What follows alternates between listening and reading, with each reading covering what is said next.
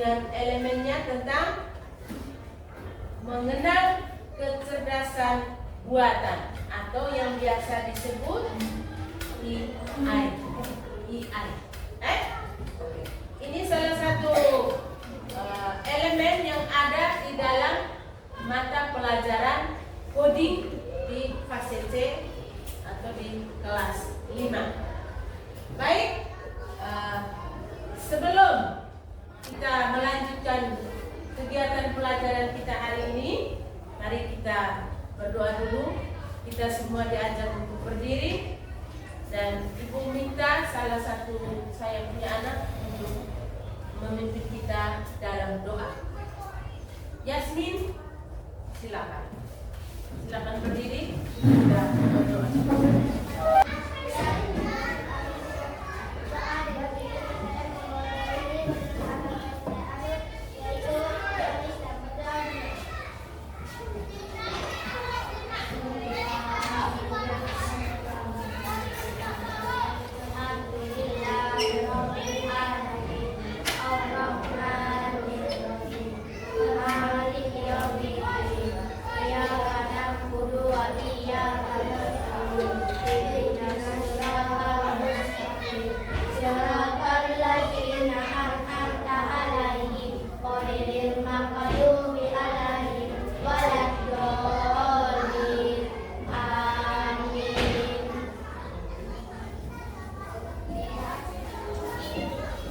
Silakan duduk. Terima kasih untuk Ibu anak Yasmin yang sudah memimpin kita dalam doa pada hari ini. Kita berdoa pagi sebelum memulai kegiatan pelajaran itu, supaya kita meminta kepada Tuhan agar Tuhan senantiasa menjaga dan melindungi kita semua, dan apa yang dijelaskan oleh Bapak dan Ibu guru kalian bisa pahami. Oke? Bisa? Bisa. Ibu absen dulu.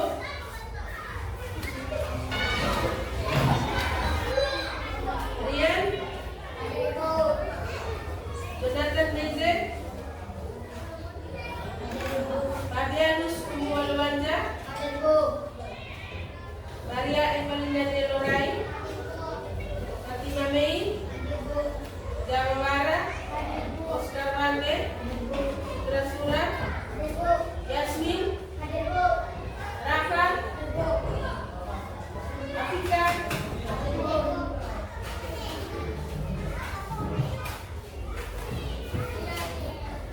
baik. Setelah absen, mari kita berdiri. Kita menyanyikan salah satu lagu nasional. Silakan berdiri.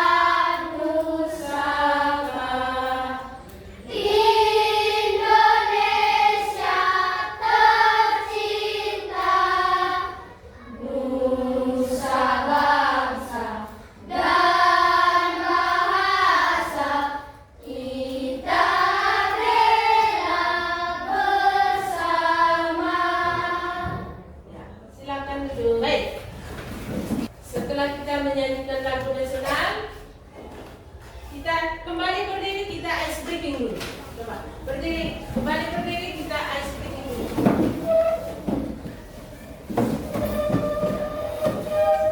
Dalam ice breaking ini ada aturannya. Ice breaking ini judulnya tentang guru berkata. Jadi kalau misalnya ada kalimat guru berkata,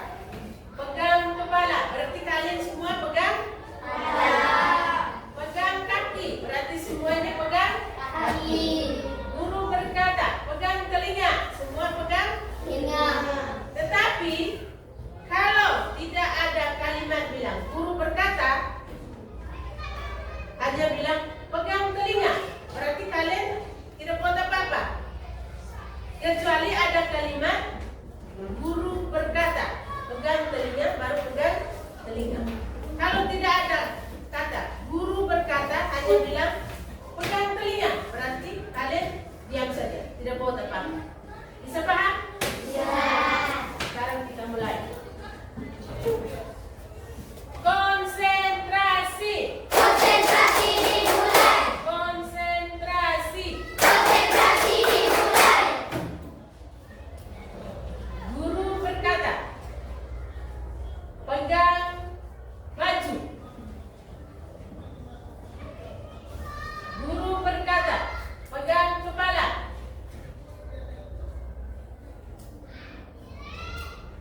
Pegang kaki.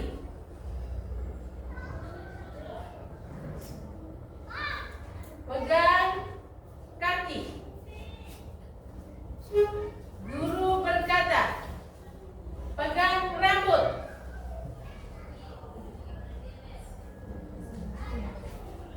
Guru berkata, pegang mulut. Pegang telinga. Pegang mata. Selesai. Sudah. Silakan duduk. Ada yang tidak konsentrasi? Ada yang tidak konsentrasi?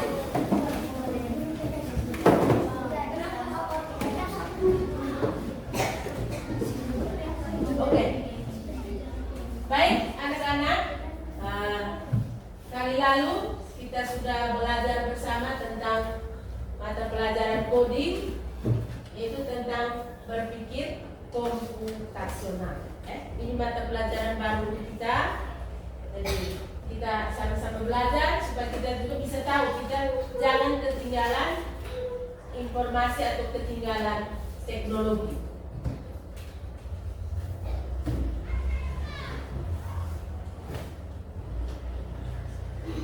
Ya. Sebelum kita masuk ke kegiatan inti, kita perlu tahu tentang tujuan pembelajaran kita hari ini.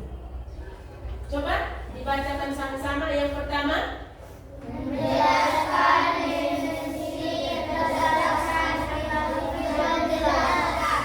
oke. Sekali lagi. Menjelaskan definisi berdasarkan teknologi. Yang kedua, Menjelaskan contoh-contoh kecerdasan manusia. iya. Yang ketiga, Menyebutkan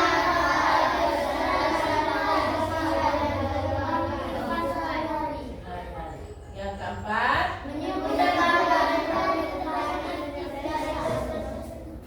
iya. Sama-sama. Ulang lagi. Yang keempat,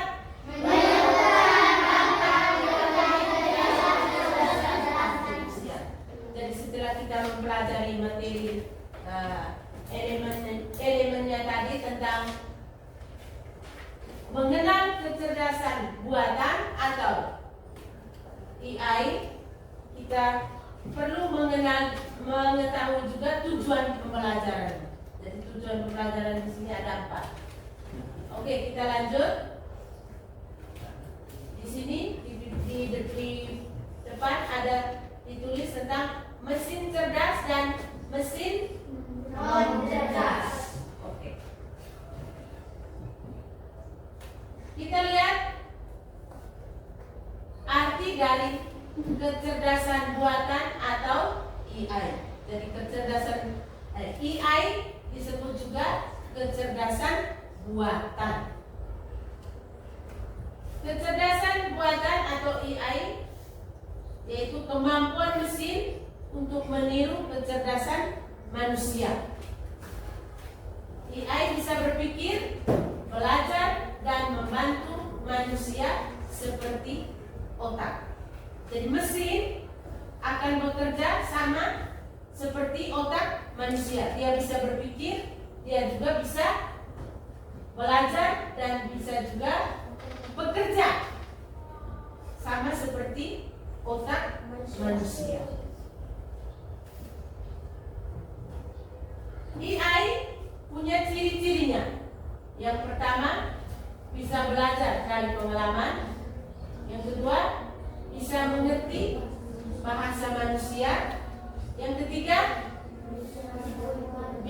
membuat keputusan sendiri.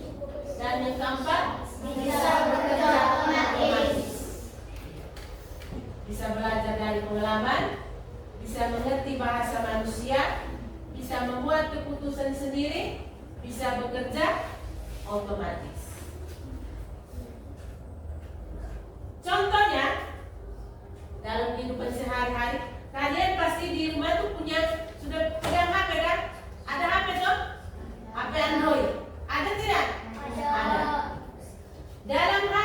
Dalam HP yang kita pegang setiap hari itu ada begitu banyak aplikasi atau fitur-fitur ya. Yang pertama, Google Translate. Manfaat dari Google Translate ini, dia bisa menerjemahkan bahasa secara otomatis. Nah, misalnya, kalau nanti kalian di SMP, di SD juga toh kita ada dapat mata pelajaran bahasa Inggris. Ya, misalnya diberi tugas oleh ibu guru bahasa Inggris untuk menerjemahkan suatu cerita atau suatu bacaan ke dalam bahasa Indonesia. Kita bisa gunakan Google Translate ini. Dia bisa menerjemahkan bahasa secara otomatis dari bahasa Inggris ke bahasa Indonesia. Kemudian yang kedua, asisten suara. Contoh ada Siri, ada Google Assistant, dia juga bisa menjawab pertanyaan. Kalau kalian nonton ada di TikTok atau di YouTube, ada bocah dari Manggarai itu, dia selalu membuat pertanyaan dengan Google. Google, kalian pernah tidak? Pernah tidak? Pakai menggunakan Google Assistant ini? Pernah? Pernah toh? Iya. Atau kalian pernah lihat kalian pun kakak kalau kerja tugas rumah bisa menggunakan Google Assistant. Dia kita mau tanya apa saja di dalam itu pasti dia jawab. Kemudian yang berikut ada filter kamera, mengenali wajah dan menambahkan efek. Di HP itu ada aplikasi kamera tuh. Kita foto kita punya muka, terus kita buat filter mau bagaimana kita punya bentuk binatang kok, bentuk pokoknya ada semua di dalam, tergantung kita punya mau seperti apa. Kemudian ada YouTube.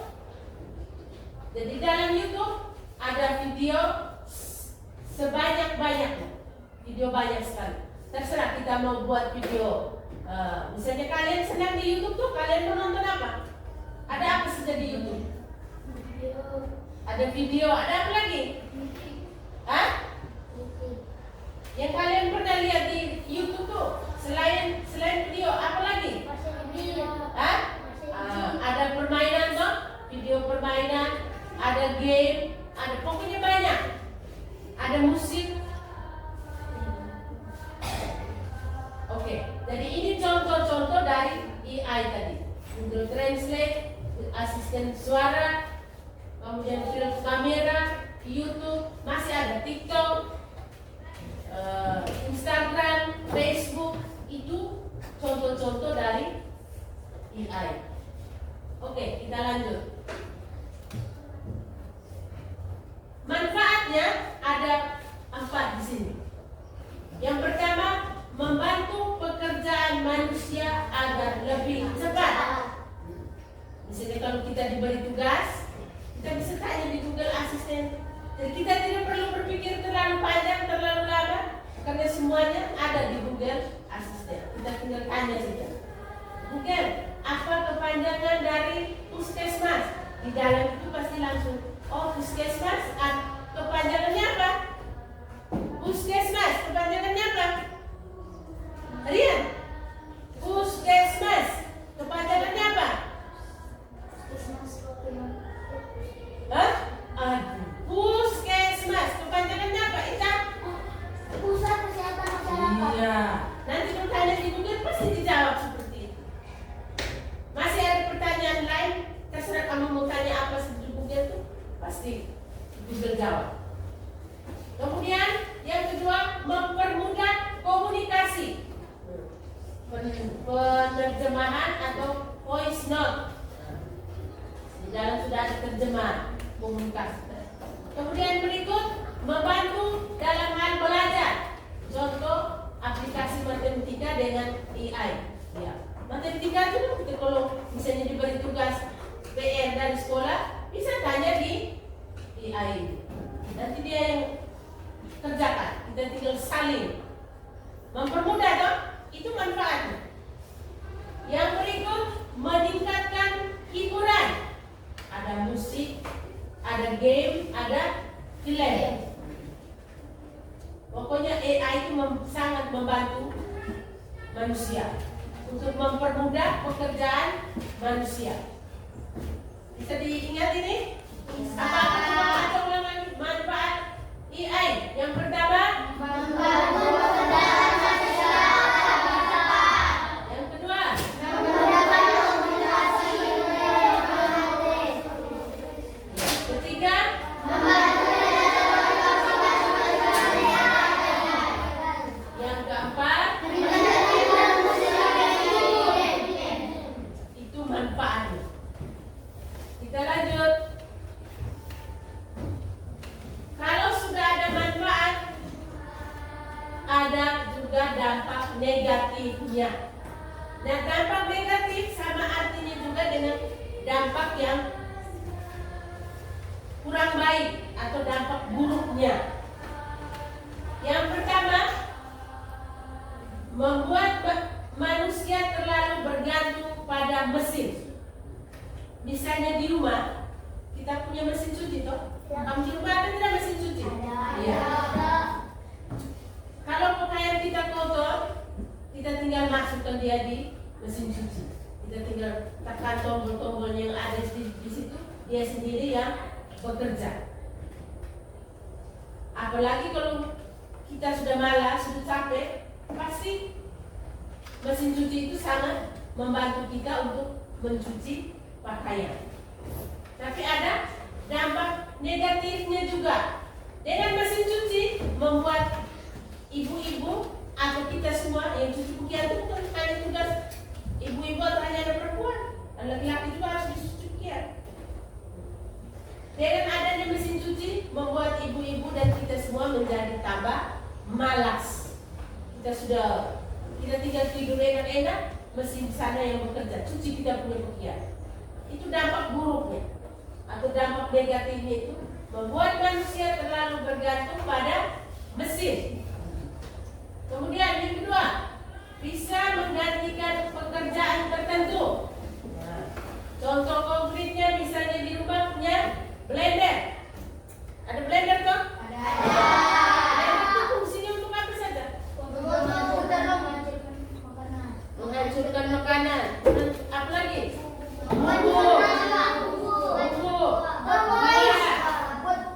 Buat pokai. Misalnya pupuk. Mama sudah tidak mau kuliah lagi, tidak mau ambil dengan batu kuliah, pakai tenaga yang kulit bumbu. Dia tinggal masuk dalam blender sendiri yang bekerja. Yang berikut, resiko penyalahgunaan atau lebih konkretnya itu hoax atau deep fake. Paham kata hoax? Hoax, paham tidak? Apa kira-kira arti hoax? Hoax, iya, tipu atau bohong.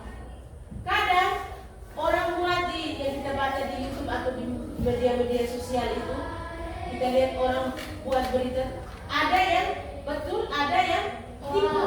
Ada yang hoax. Yang tipu itu yang disebut hoax. Karena kita terpengaruh. Yang berikut, mengurangi interaksi sosial jika digunakan berlebihan. Betul. Dengan adanya AI ini atau media sosial, misalnya HP tadi, kita interaksi sosial kita dengan sesama itu semakin berkurang. Kamu lihat kalau ada pertemuan atau ada rapat atau apa, atau di jalan-jalan, ketika kita lewat, pasti orang yang duduk di tepi jalan, biar 2-3 orang duduk berdekatan, orang masing-masing tunduk. Buat apa dia?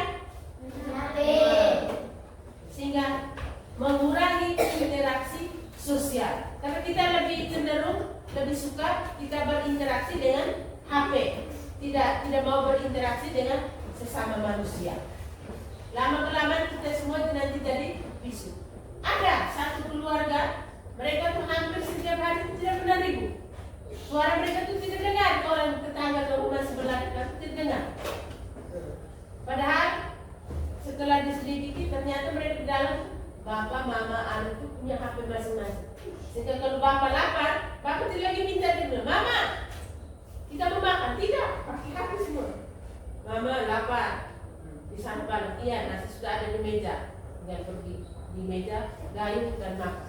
Tidak lagi pakai omong antara muka dengan muka, tapi lewat HP semua. Ini dampak buruk dari EIZ atau dampak negatifnya. Harap ingat ini. Bisa? Bisa. Dampak buruknya atau dampak negatifnya ada berapa tadi? Ada 4. Yang pertama, membuat manusia terlalu bergantung pada mesin. Yang kedua, Bisa. yang ketiga, yang keempat,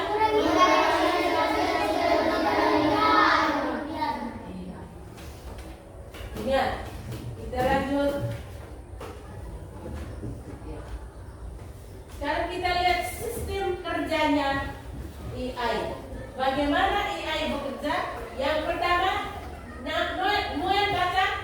Belajar dari data atau informasi.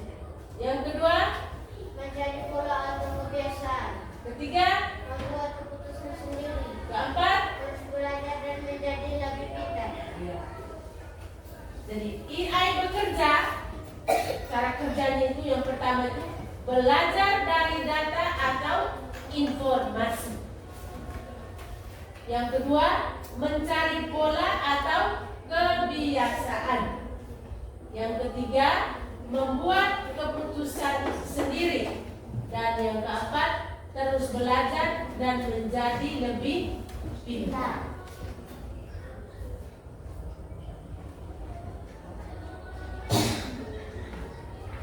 Yang berikut kita lihat sikap bijak dalam menggunakan AI. Yang pertama, gunakan untuk hal-hal positif. Jadi setelah kita punya HP masing-masing, kita harus secara bijak menggunakan itu. Yang pertama, gunakan untuk hal-hal positif. Misalnya, tadi ketika kita diberi tugas untuk kerja PR, kita bisa tanyakan di Google Translate atau Google Assistant. Tapi itu untuk hal yang baik, jangan untuk hal yang tidak baik. Yang berikut, batasi waktu penggunaan gadget. Macam HP, kamu sudah tahu pegang HP, jangan sepanjang hari, sepanjang malam main HP semua. Ada yang begitu? Hah? Ya. Sering kita baca di orang yang postingan bahwa saat tidur HP itu harus lepas agak jauh dari kepala kita. Tidak boleh ditaruh di bawah bantal. Karena dia punya radiasi atau sinyalnya itu kuat sekali. Lama-kelamaan bisa menimbulkan kita punya kepala itu bisa sakit karena radiasinya terlalu kuat. Atau tidak boleh main HP sambil cas, sambil tiduran dan sambil cas. Sudah pernah lihat orang punya kejadian di antara di Indonesia sudah ada belum, tapi di luar Indonesia sudah ada yang HP meledak, kemudian hangus itu orang yang pegang HP itu sampai meninggal. Itu bahaya dari HP. Kemudian yang ketiga, jangan mudah percaya informasi dari AI tanpa memeriksa kebenaran. Jadi sebelum kita menyimpulkan suatu informasi yang masuk, kita perlu selidiki dulu apa benar atau tidak. Yang berikut, ingat selalu nilai etika dan tanggung jawab. Etika dan tanggung jawab itu penting. Jangan pegang HP untuk hal-hal yang tidak baik. Oke, kita lanjut. Kesimpulan terakhir yaitu AI itu seperti teman pintar buatan yang bisa membantu kita dalam kehidupan sehari-hari. Jadi AI itu penting juga untuk kita, tapi kita harus menggunakan secara bijak. Oke, baik.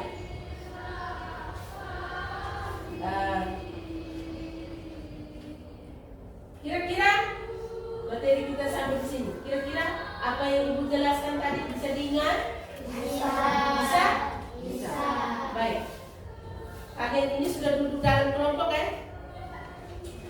Kalian akan mengerjakan LKPD dalam kelompok masing-masing. Ada 1, 2, 3, ada 4 kelompok. Ibu bagikan LKPD-nya.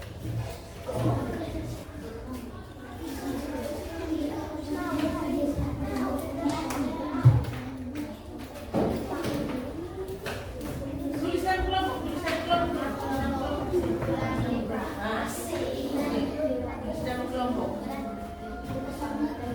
Terserah. Kamu kamu punya kelompok dan aku terserah. Kamu kelompok aku kamu 3 ini.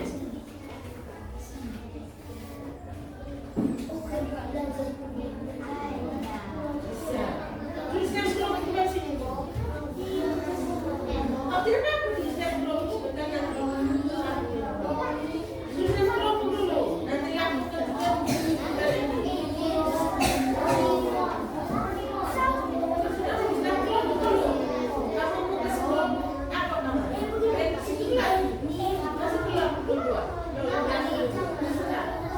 jangan sama nanti.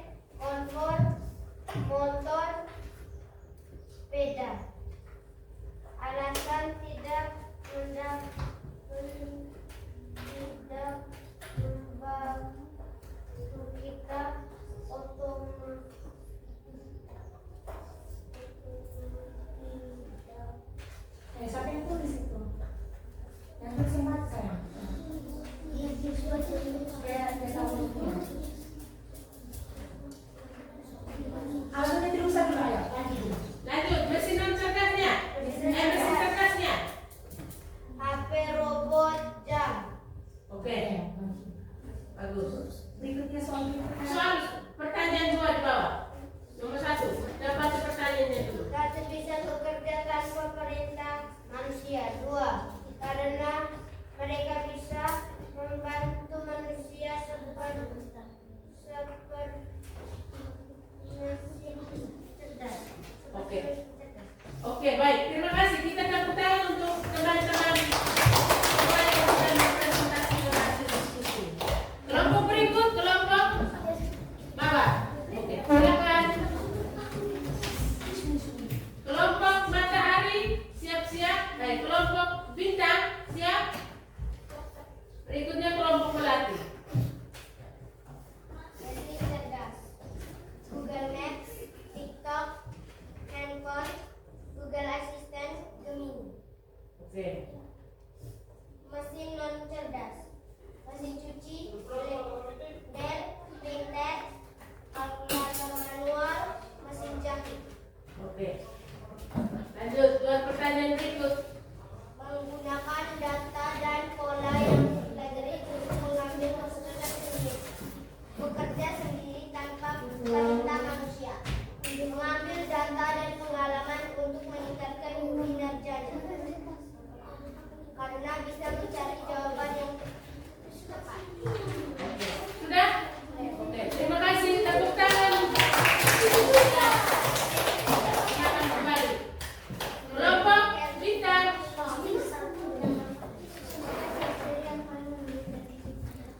Kelompok bintang, silakan.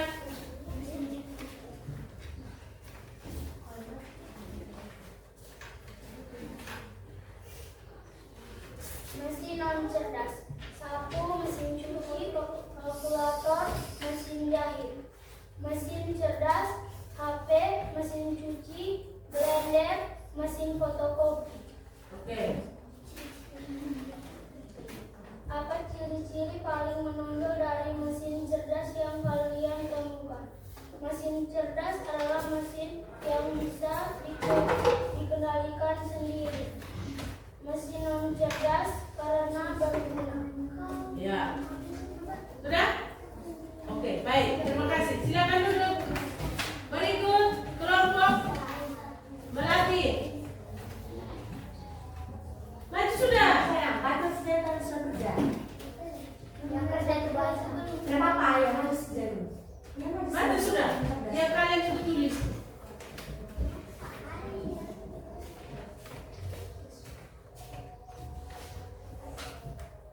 Mesin non cerdas. Kompor, lampu, motor. Mesin cerdas. HP, kulkas, jam, mesin cuci. Oke. Dua pertanyaan berikut. Belum. Ya, oke, baik. Terima kasih. Kita tepuk tangan untuk teman-teman yang sudah mempresentasikan hasil diskusi. Oke. Harus memberi dua ya. Baik. Kalian sudah diskusikan sama-sama hasil kelompok hasil diskusi kalian sudah presentasikan di depan tadi. Jadi terima kasih banyak atas kerjasamanya dari satunya anak-anak. Semoga materi hari ini kalian bisa ingat dan bisa dijadikan untuk pelajaran di masa yang akan datang. Baik, kita lihat ada pertanyaan refleksi untuk kalian di sini. Masing-masing orang silakan tulis. Ditulis saja hasil. Ada dua pertanyaan refleksi. Cepat, cepat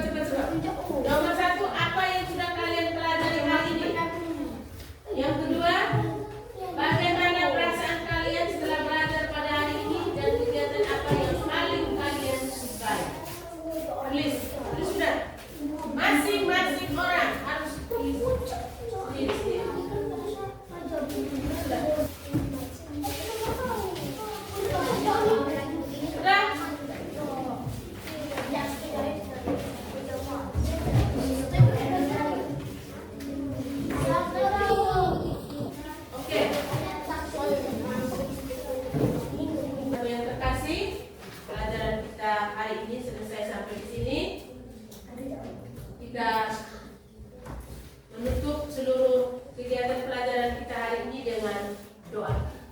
Silakan berdiri.